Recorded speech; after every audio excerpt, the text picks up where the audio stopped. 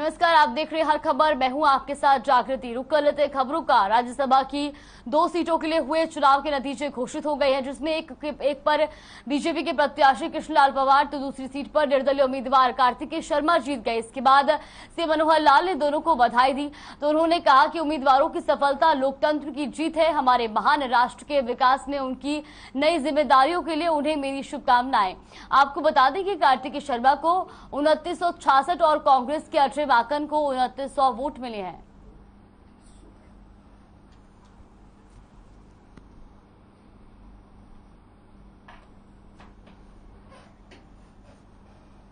राज्यसभा चुनाव के नतीजे घोषित होने के बाद सीएम मनोहर लाल का बयान सामने आया है। उन्होंने कहा कि सभी विधायकों का धन्यवाद करता हूं जिन्होंने बीजेपी और कार्तिकेय शर्मा को वोट दिया। मैं आशा करता हूं कि ये दोनों हरियाणा के मुद्दों को राज्यसभा में बढ़ चढ़कर उठाएंगे। कुलदीप बिश्नोई ने खुला वोट करके अंतरात्मा की आवाज सुनी। कांग्रेस उनके बारे में क्या फैसला करेगी, उन्होंने इस बात की भी चिंता नहीं की। कांग्रेस के एजेंट जरूर जानते होंगे कि किस विधायक का वोट रद्द हुआ है। राज्यसभा के सदस्य चुने और इस चुनाव में सभी 90 की 90 संख्या का गणित तो आपको मालूम ही है। इसमें भारतीय जनता पार्टी के 40 विधायक हैं, 31 विधायक कांग्रेस पार्टी के हैं, 10 विधायक जेजेपी के हैं और इसके अतिरिक्त इंडिपेंडेंट्स हैं, 2 पार्टियों के एक एमएलए हैं। तो उसमें 2 राज्यसभा के सदस्य चुने जाने हैं। 3 ने नामांकन किया था।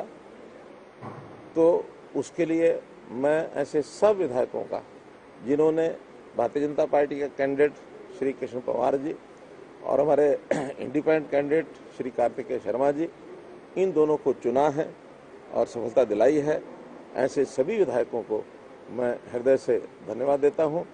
और ये एक प्रकार की हरियाणा की जनता की जीत है, लोकतंत्र की जीत है। मैं आशा करता हूं कि दोनों हमारे नए राज्यसभा के सदस्य राज्यसभा में जाकर के हरियाणा के हितों की पूरी चिंता करेंगे और हरियाणा के बारे में जो भी विषय है केंद्र सरकार के नाते से वहाँ सदन में उठाने की बात करेंगे। हरियाणा की जनता का इसमें लाभ होगा। मैं पुनः जिन विधायकों ने भी हमें समर्थन दिया है और आज तो समर्थन दिया या नहीं दिया, 90 के 90 विधायकों को मैं आज बधाई देता हूँ, शुभकामना देता हूँ। राज्यसभा चुनाव के नतीजे घोषित होने के बाद कांग्रेस विधायक बीबी बत्रा ने कहा कि बीजेपी के कृष्णलाल पवार और जेजेपी समर्थित कार्तिकेय शर्मा चुनाव जीते हैं। कार्तिकेय शर्मा को 2966 और कांग्रेस के अजय माकन को 2900 वोट मिले हैं। साथ ही उन्होंने कहा कि कांग्रेस का एक वोट रद्द होने से बाजी पलटी है और सेकंड प्रेफरेंस के हिसाब से निर्दलीय उम्मीदवार कार्तिकेय शर्मा चुनाव जीत गए। इसके बाद साथ ही उन्होंने कहा कि थोड़ा मिस कम्युनिकेशन हुआ था, जिसकी वजह से हरियाणा कांग्रेस ने अजय माकन को ट्विटर पर पहले बधाई दी थी।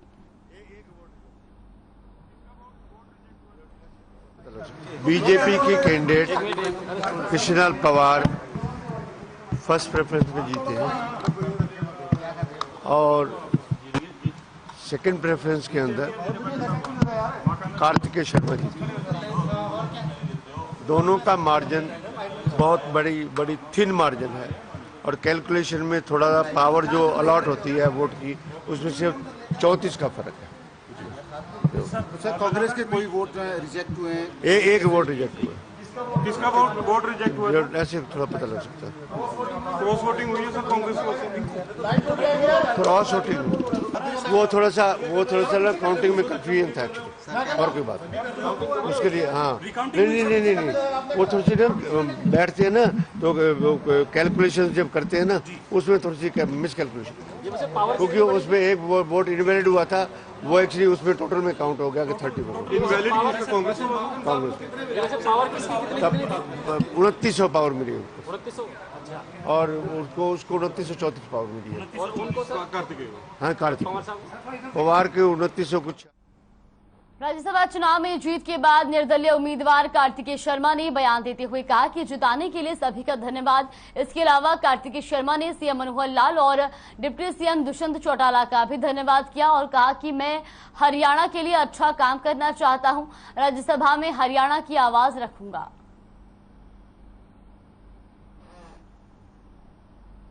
राजनीति, मैं तो अभी 10 दिन पहले राजनीति में आया हूँ और मैंने अपनी बात लोगों के सामने रखी और उसको रखने का भी मुझे मौका ठीक से नहीं मिला क्योंकि उनमें से काफ़ी लोग तो बाहर थे।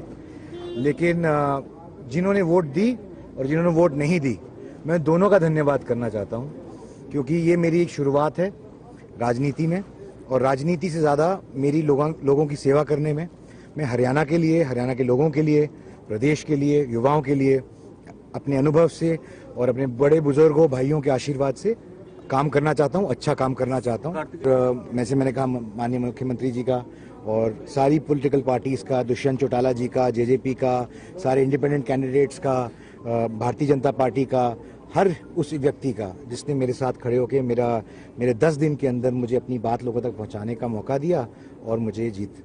देखिए, मेरी प्राथमिकताएं एजुकेशन पे रहेंगी, जॉब्स एंड वोकेशनल ट्रेनिंग पे रहेगी और स्पोर्ट्स।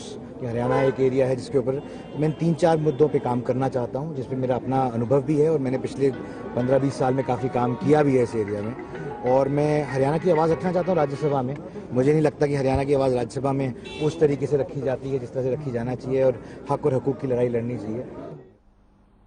राज्यसभा चुनाव में जीत के बाद बीजेपी उम्मीदवार कृष्णलाल पवार ने बयान देते हुए कहा कि मैं अंतरात्मा से वोट देने वालों का धन्यवाद करता हूं। उसके अलावा उन्होंने सीएम मनोहर लाल और बीजेपी प्रदेश अध्यक्ष ओपी धनखड़ का भी धन्यवाद किया।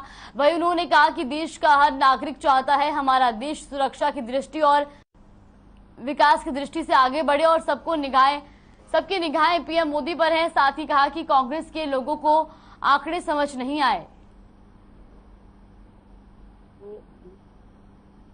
इसके लिए जैसे पहले मैंने बोला है, जो केंद्र नेतृत्व है, जो देश के प्रधानमंत्री नरेंद्र मोदी जी के नेतृत्व में पूरा देश चल रहा है, तो देश का हर नागरिक चाहता है कि हमारा देश सुरक्षा की दृष्टि से, विकास की दृष्टि से आगे बढ़े और सबकी निगाहें देश के प्रधानमंत्री नरेंद्र मोदी पर है। और राज्यसभा एक ऐसा है जिसमें कोई भी कानून पास करना है तो राज्यसभा में पास नहीं होगा तो नीचे लोग हमारा जो सदन है उसमें पास नहीं होगा। इसलिए जो कार्तिक शर्मा भी जीतते हैं, मैं उन सभी विधायकों का धन्यवाद करता हूं जिन्होंने अपनी अंतरात्मा से उनको वोट देकर जिताया। और मैं पार्टी के 40 जो मेरे बीजेपी के विधायक हैं और मुख्यमंत्री का और धनखड़ साहब का बहुत बहुत धन्यवाद करता हूँ। कांग्रेस के जो वहाँ पर पोलिंग एजेंट बैठे थे उनको आंकड़े समझ नहीं आए। मेरे पास ही बैठा था जो व्यक्ति बाहर आया और टिक मार्क जो कर रहा था, वोट उनके 29 से 30 पे कर रहा था, तो कांग्रेस पार्टी को आंकड़े भी इनके संगठन के लोगों को नहीं आते। इसके लिए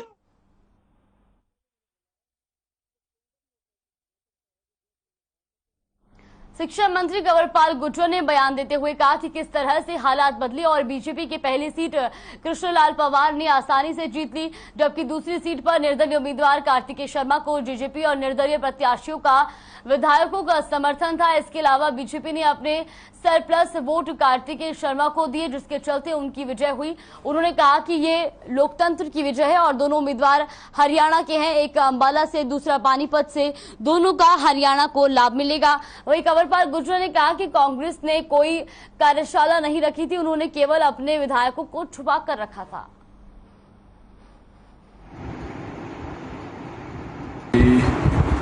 माननीय मुख्यमंत्री जी को बहुत बहुत बधाई।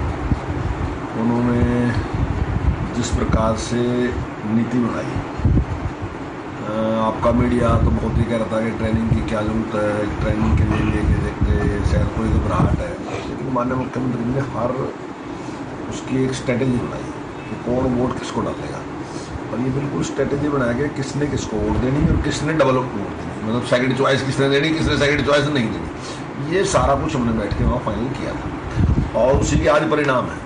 क्योंकि जैसे 2 वोट कैंसिल है और 2 वोट कैंसिल होने के बाद 88 वोट बचे।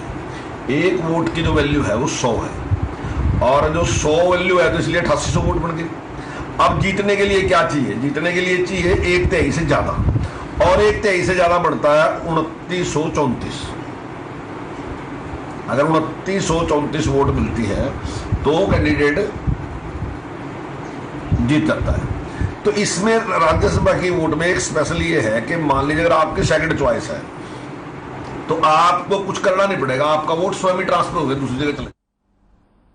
राज्यसभा चुनाव के नतीजों के बाद कुलदीप बिश्नोई ने ट्वीट किया और लिखा कि फन कुचलने का हुनर आता है मुझे, सांप के डर से जंगल नहीं छोड़ा करते। बता दें कि कुलदीप बिश्नोई ने कार्तिकेय शर्मा को वोट किया, जिसके बाद से अब कई नेताओं ने कांग्रेस हाईकमान से गुहार लगाई है कि कुलदीप बिश्नोई को बाहर का रास्ता दिखाया जाए। और खबरें ये भी है कि हाईकमान भी कुलदीप बिश्नोई से नाराज आ रही है। अब देखना यह होगा कि वो क्या फैसला लेते हैं।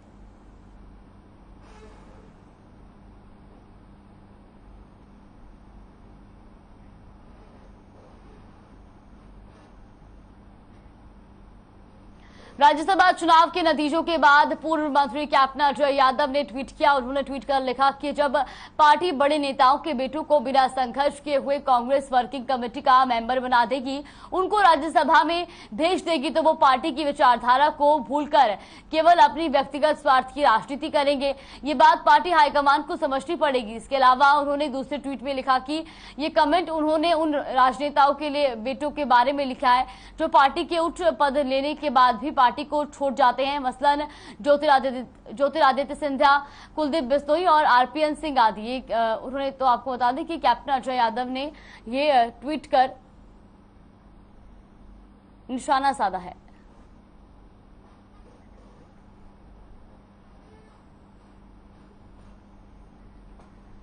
खबर पलवल से है, जहां दुर्गापुर गांव में रहने वाली किन्नर बाला पिछले 2 सालों से अपने पेंशन बनवाने के लिए विभागों के चक्कर काट रही है, लेकिन उसको पेंशन नहीं मिल पा रही। बाला का कहना है कि यह पेंशन विभाग तो पेंशन बनाने को तैयार है, लेकिन जिला स्वास्थ्य अधिकारी की ओर से कोई भी मदद नहीं मिल पा रही है। स्वास्थ्य विभाग के अधिकारियों की ओर से मेडिकल सर्टिफिकेट न मिलने के कारण उसे पेंशन से वंचित रहना पड़ रहा है।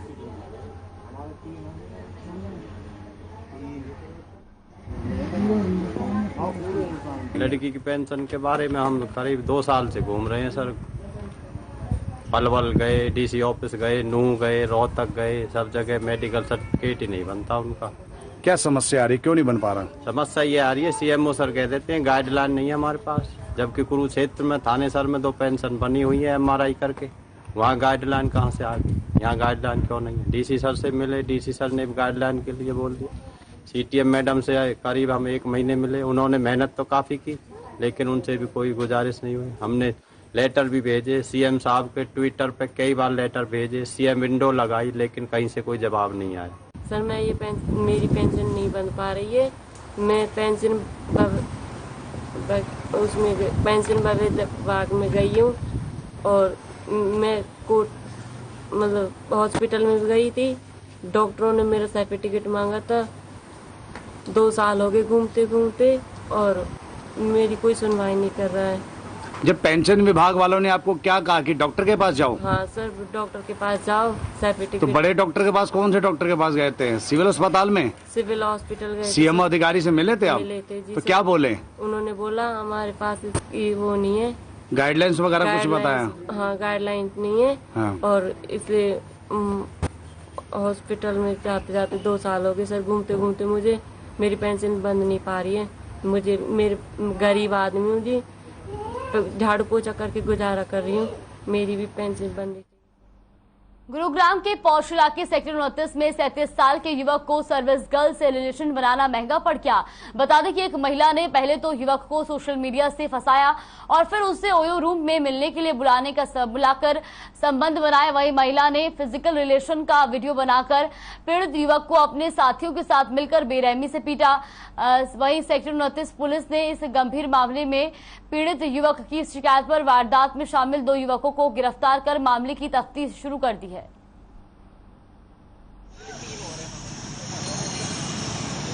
मैं वहाँ से निकलने लगा, एज इट इज़ थे हम।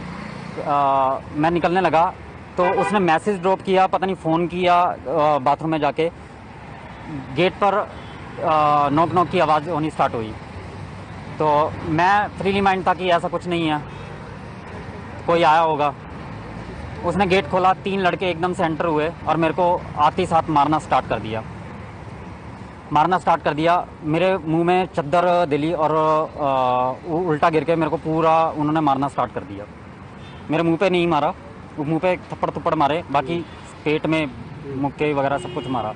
मैं पूरा एकदम घबरा चुका था। मैं उनसे बोला भी एक को, लास्ट में जब वो हट गए, मैंने कहा यार मेरे को मार के मेरे को गलती बता, कह रहे तू मतलब मेरी मतलब इसके साथ ये मेरे को धोखा दे रही है और तू इसके साथ लगा हुआ है। मैंने कहा भाई तेरे इसने मेरे को बुलाया था बाकायदा, इस तरह बात। मैंने व्हाट्सएप की चैट उसको दिखाई, उसने सडनली मेरे से फ़ोन खोस के और वो व्हाट्सएप की चैट डिलीट कर दी। महेंद्रगढ़ पुलिस ने बड़ी कार्रवाई करते हुए इलाके में नकली क्राइम कंट्रोल विभाग के कर्मचारी बनकर पैसे वसूलने वाले गिरोह के सरगना समेत 6 लोगों को गिरफ्तार किया है। पुलिस ने रिमांड के दौरान आरोपियों से 3 गाड़ी और 6 फर्जी आईडी कार्ड भी बरामद किए। आपको बता दें कि आरोपियों ने होटल कारोबारी को एफआईआर का डर दिखा होटल संचालक से 50,000 रुपए की मांगी थी, फिरौती मांगी थी। फिलहाल पुलिस ने मामले में आधा दर्जन बदमाशों को गिरफ्तार कर मामले की जांच शुरू कर दी है। सिटी थाना महेंद्रगढ़ में 185 नंबर एफआईआर चीटिंग एवं एक्सटॉर्शन की विभिन्न धाराओं के अंतर्गत दर्ज हुई है।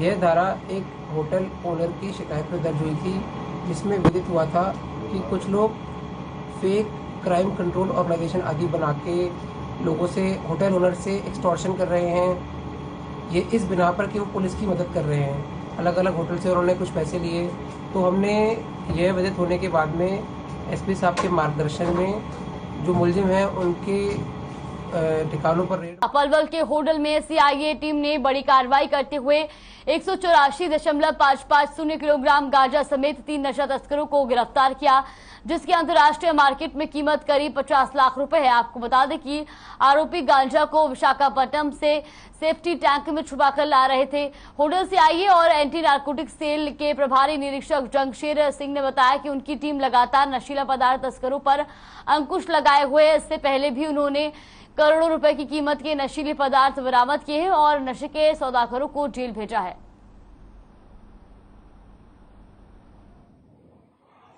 हमारे पास एक सीक्रेट इन्फॉर्मेशन थी, कुछ लोग सोनालिका ट्रैक्टर की पीछे जो सीवर टैंक है उन्होंने वो करके उसके अंदर छुपाकर गांजा पत्ती को ले जा रहे हैं बलौर के घर से।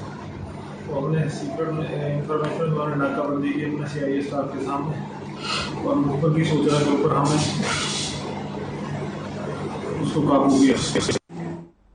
खबर बहादुरगढ़ से है, जहां एक तेज रफ्तार कार पंजाब रोडवेज की बस से टकरा गई। टक्कर इतनी जोरदार थी कि कार के परखच्चे उड़ गए और उसमें सवार व्यक्ति की मौके पर ही मौत हो गई। वहीं पंजाब रोडवेज की बस के चालक और परिचालक को भी हल्की चोट आई है, जिनके इलाज के लिए उन्हें बहादुरगढ़ सामान्य अस्पताल में भर्ती करवाया गया है। जानकारी के अनुसार प्रदीप अपनी कार में सवार होकर बहादुरगढ़ से रोहतक की तरफ जा रहा था। अचानक कार का संतुलन बिगड़ा और उसकी कार नेशनल हाईवे के बीच में लगे ग्रिल को तोड़कर दूसरी तरफ आ गिरी और पंजाब रोडवेज की बस से टकरा गई। घटना की सूचना मिलते ही पुलिस मौके पर पहुंची और राहगीरों की मदद से गाड़ी के अंदर के शव को बाहर निकाला और पुलिस मामले की जांच में जुट गई है।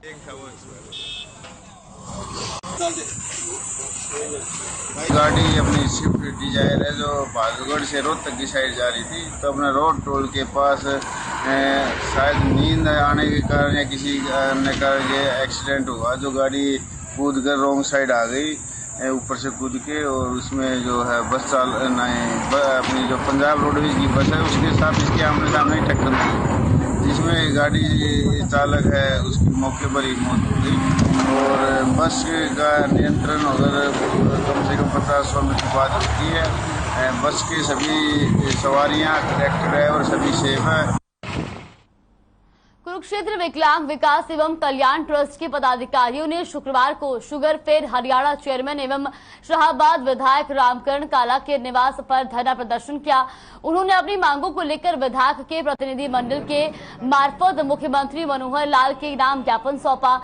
ज्ञापन के माध्यम से उन्होंने विधायक से मांग की है कि वे मुख्यमंत्री के सामने उनकी मांगों को रख उठाएं और उन्हें पूरा करवाएं। वहीं ट्रस्ट के उप प्रधान फूला राम ने कहा कि वो अपनी मांगों को लेकर 1 अप्रैल से अनिश्चितकालीन धरने पर बैठे हुए हैं, लेकिन सरकार उनकी मांगों की ओर ध्यान नहीं दे रही। उन्होंने कहा कि जब तक सरकार उनकी मांग पूरी नहीं करती उनका संघर्ष जारी रहेगा।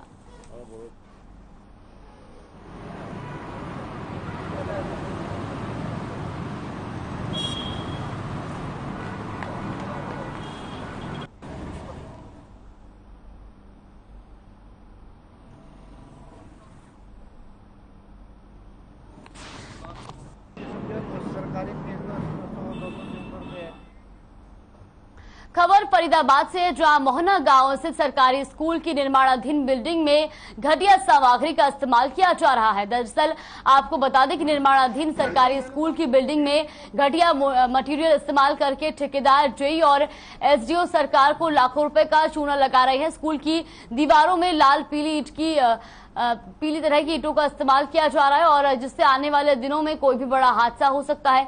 वहीं इस पूरे मामले में गांव के सरपंच से बात की गई तो उन्होंने बताया कि दीवार के अंदर पीली ईंटों का इस्तेमाल किया जा रहा है और वहीं इस बीच सरपंच ने तुरंत काम को बंद करवाकर खराब ईंटों को निकलवाने की बात की। साथ ही घटिया सामग्री लगाए जाने की वीडियो देखने के बाद एडीसी फरीदाबाद ने संज्ञान लेते हुए कार्रवाई करने की बात कही।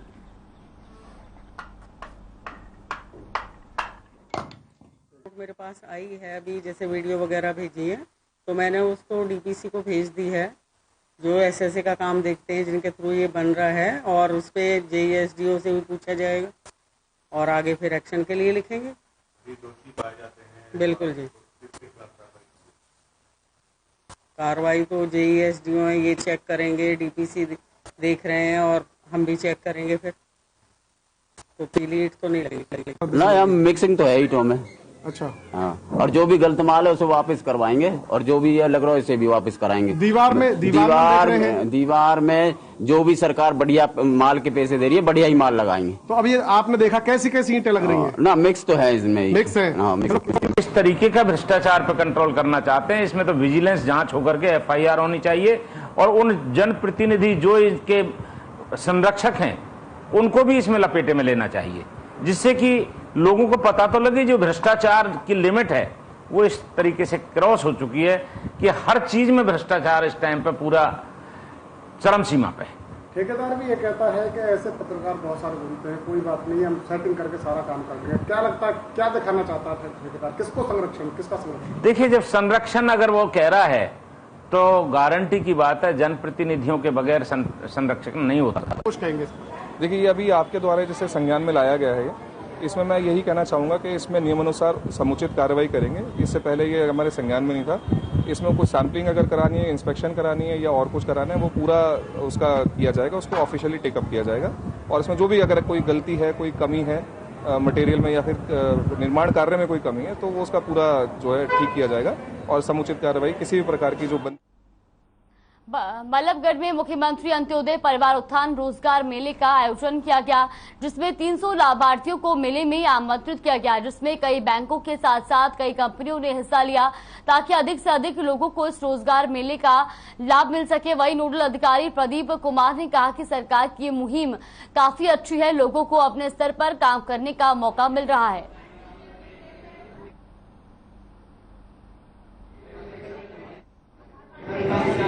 मुख्यमंत्री अंत्योदय परिवार उत्थान मेला का आयोजन बल्लभगढ़ खंड में किया गया है।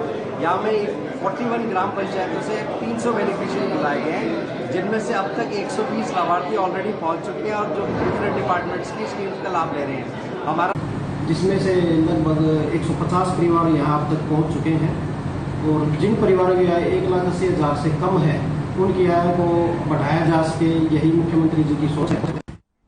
बुलेटिन में फिलहाल के लिए बस इतना ही। आप देखते रहिए हर खबर।